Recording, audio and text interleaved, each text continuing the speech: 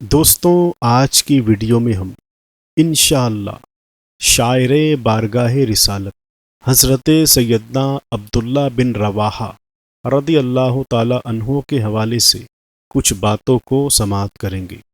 رحمت عالم صلی اللہ علیہ وسلم نے ایک دن دوران خطبہ مسجد نبوی شریف میں کھڑے چند لوگوں سے ارشاد فرمایا، بیٹھ جاؤ۔ اس وقت تو ایک جانثار صحابی مسجد کی جانب بڑھ رہے تھے، جو ہی رسول محتشم صلی اللہ علیہ وسلم کے کلمات نے کانوں میں رس گھولا تو فوراً رک گئے۔ جانتے تھے کہ یہ حکم مسجد میں موجود لوگوں کے لیے ہے، اس کے باوجود مسجد سے باہر اسی جگہ بیٹھ گئے۔ بعد میں جان عالم صلی اللہ علیہ وسلم تک جب یہ بات پہنچی تو خوش ہو کر اپنے اس جانثار پیارے صحابی سے فرمایا، اللہ تعالیٰ تمہارے دل میں اطاعت الہی اور اطاعت رسول کا جذبہ اور زیادہ کرے۔ دوستو، دعائے نبوی سے حصہ پانے والے یہ صحابی بارگاہ رسالت کے مشہور شاعر حضرت سیدنا عبداللہ بن رواحہ انصاری خزرجی رضی اللہ تعالیٰ عنہ تھے۔ اعلان نبوت کے 13ویں سال حج کے پربہار موقع پر مینا کی گھاٹی میں آپ نے تقریباً 70 خوش نصیبوں کے ساتھ حضور اکرم صلی اللہ علیہ وسلم کے دست حق پر بیعت کی سعادت پائی۔ آپ تجربہ کار شاعر تھے۔ قبول اسلام کے بعد اپنی شاعری کا رخ مدحت رسول اور کفار کی مذمت کی جانب موڑ دیا تھا۔ چند اشعار کا ترجمہ ملاحظہ کیجیے۔ ہمارے درمیان اللہ کے رسول ہیں، صبح کے نمودار ہوتے ہی وہ تلاوت قرآن سے بہرہ مند ہوتے ہیں۔ ہم گمراہ تھے تو انہوں نے ہمیں راہ ہدایت پر چلنا سکھایا۔ ہمارے دلوں کو یقین ہے کہ جو بات ان کے لب پر آ جاتی ہے وہ ضرور ہو کر رہتی ہے۔ ذوالقعدہ سن 7 ہجری میں قضائے عمرہ کے موقع پر مکہ کی فضاؤں میں داخل ہوئے تو سید عالم صلی اللہ علیہ وسلم کی سواری کی مہار تھامے ہوئے اشعار پڑھ رہے تھے۔ حضرت سیدنا عمر فاروق اعظم رضی اللہ تعالیٰ عنہ نے منع کیا تو آقا علیہ الصلوۃ والسلام نے فرمایا، اے عمر، انہیں کہنے دو، یہ اشعار کفار پر تلوار کے وار سے زیادہ سخت ہیں۔ ایک مرتبہ فخر عالم صلی اللہ علیہ وسلم نے آپ سے استفسار فرمایا، تم اشعار کیسے کہہ لیتے ہو؟ عرض کی، کسی چیز کو دیکھتا ہوں پھر اشعار کہہ ڈالتا ہوں۔ اسی طرح سرکار مدینہ صلی اللہ علیہ وسلم نے ایک مرتبہ پوچھا، شعر کیا ہوتا ہے؟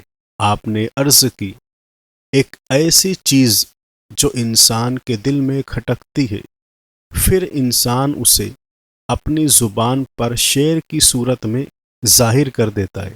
فرمایا، کیا ابھی شعر کہہ سکتے ہو؟ آپ نے پیارے آقا صلی اللہ علیہ وسلم کے چہرے کی جانب نظر کی اور فی البدیع نعت مصطفیٰ پڑھنے لگے۔ حضور علیہ الصلوۃ والسلام کی شان میں اشعار کہنے لگے۔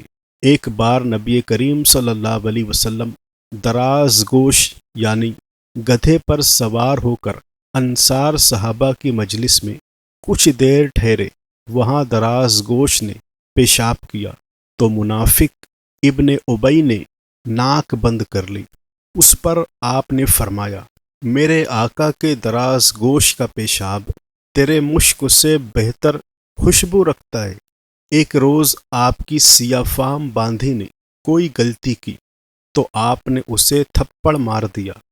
بعد میں آپ کو اپنے اس فعل پر ندامت ہوئی اور پھر بدلے میں اس کو آزاد کر کے اس سے نکاح کر لیا۔ لوگوں نے سیاہ فام سے نکاح کرنے پر طعنے دیے، لیکن آپ نے اس کی پرواہ نہ کی۔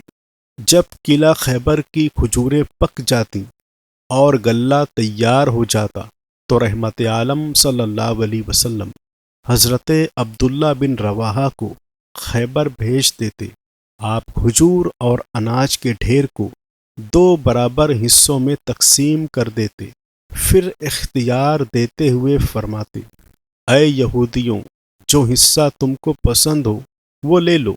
ایک مرتبہ یہودیوں نے اپنی عورتوں کے زیورات جمع کیے اور آپ کو دیتے ہوئے کہا، ہمارے ساتھ نرمی کا معاملہ کریں اور تقسیم میں ہاتھ ہلکا رکھیں۔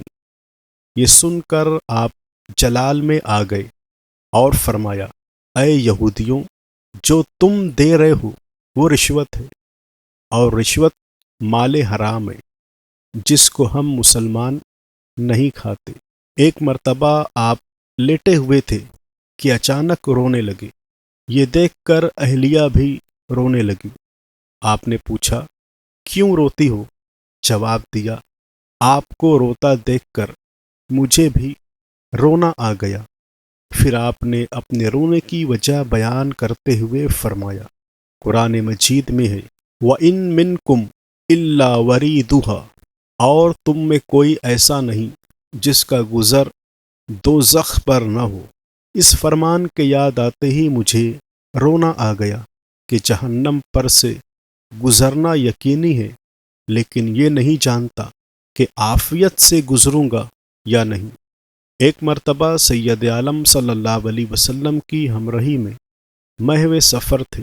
گرمی کی شدت اتنی زیادہ تھی کہ لوگ اپنا ہاتھ اپنے سر پر رکھ لیتے تھے۔ اس وقت صرف 2 حضرات روزے دار تھے، ایک خود رسول کریم صلی اللہ علیہ وسلم، دوسرے حضرت عبداللہ ابن رواحہ۔ ایک بار نبی کریم صلی اللہ علیہ وسلم نے آپ کو سفر پر روانہ فرمایا تو آپ عرض گزار ہوئے، کچھ نصیحت فرمائیے جسے میں یاد کر لوں۔ فرمایا، تم کل ایسے شہر میں جانے والے ہو جہاں سجدہ گزار کم ہے، لہٰذا سجدوں کی کثرت کرنا۔ آپ نے عرض کی، اور ارشاد فرمائیے۔ فرمایا، اللہ پاک کا ذکر کرو کہ یہ تمہاری ہر حاجت کے پورا ہونے میں مددگار ثابت ہوگا۔ آپ گھر سے نکلنے کا ارادہ کرتے تو 2 رکعت پڑھتے، گھر میں داخل ہوتے تو بھی 2 رکعت پڑھتے، اور اس عمل کو کبھی نہیں چھوڑا۔ حضرت سیدنا زید بن ارقم رضی اللہ تعالیٰ عنہ فرماتے ہیں کہ میں حضرت سیدنا عبداللہ بن رواحہ کی پرورش میں رہا ہوں۔ میں نے نہیں دیکھا کہ کوئی شخص ان سے بہتر یتیم کی پرورش کرتا ہو۔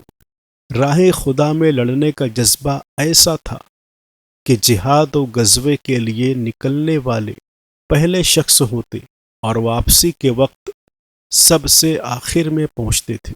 سن 8 ہجری جمادی الاولیٰ میں جنگ موتا کے موقع پر 1 لاکھ سے زیادہ رومی افواج کے مقابلے میں 3000 مسلمانوں کی مختصر سی فوج نے اپنی جان پر کھیل کر ایسی مارکہ آرائی کی کہ تاریخ اس کی مثال بیان کرنے سے قاصر ہے۔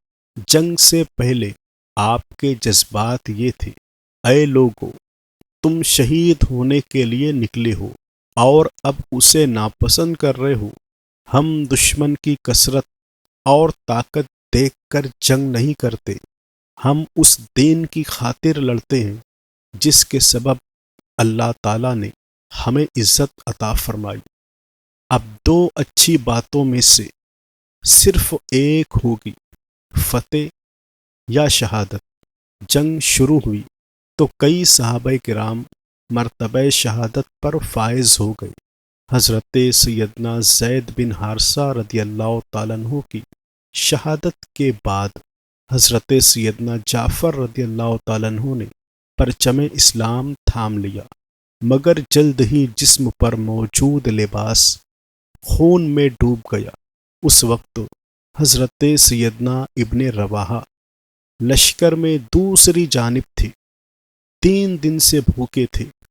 چچا زاد بھائی نے گوشت سے بھری ہوئی ہڈی پیش کی تو ایک لقمہ ہی کھایا تھا، کہ حضرت سیدنا جعفر کی شہادت کی خبر آ گئی، بے تاب ہو کر ہڈی چھوڑ دی اور یہ کہتے ہوئے آگے بڑھ گئے، اے عبداللہ، ابھی تک تیرے پاس دنیاوی شے ہے۔ فوراً پرچم اسلام ہاتھ میں لیا اور لشکر کی کمان سنبھال کر بے جگری سے دشمنوں پر ٹوٹ پڑے۔ لڑتے لڑتے انگلی کٹ گئی تو فرمایا، ابھی انگلی کٹی ہے اور یہ کوئی بڑا کارنامہ نہیں ہے، اے نفس آگے بڑھ، ورنہ موت کا فیصلہ تجھے قتل کر ڈالے گا اور تجھے ضرور موت دی جائے گی۔ پھر انتہائی دلیری اور جانبازی کے ساتھ لڑنے لگے، بالآخر زخموں سے نڈال ہو کر زمین پر گر پڑے اور شربت شہادت سے سیراب ہو گئے۔ دوستوں، یہ تھے حضرت سیدنا عبداللہ ابن رواحہ رضی اللہ تعالیٰ عنہ، جن کی زندگی کے کچھ گوشوں کو ہم نے سماعت کیا۔ امید ہے ویڈیو آپ کو پسند آئی ہوگی۔ اسی طرح کی ویڈیوز پانے کے لیے چینل کو ضرور سبسکرائب کریں، ویڈیو کو لائک کریں اور اپنی رائے کمنٹ میں ضرور بتائیں۔ السلام علیکم ورحمۃ اللہ وبرکاتہ۔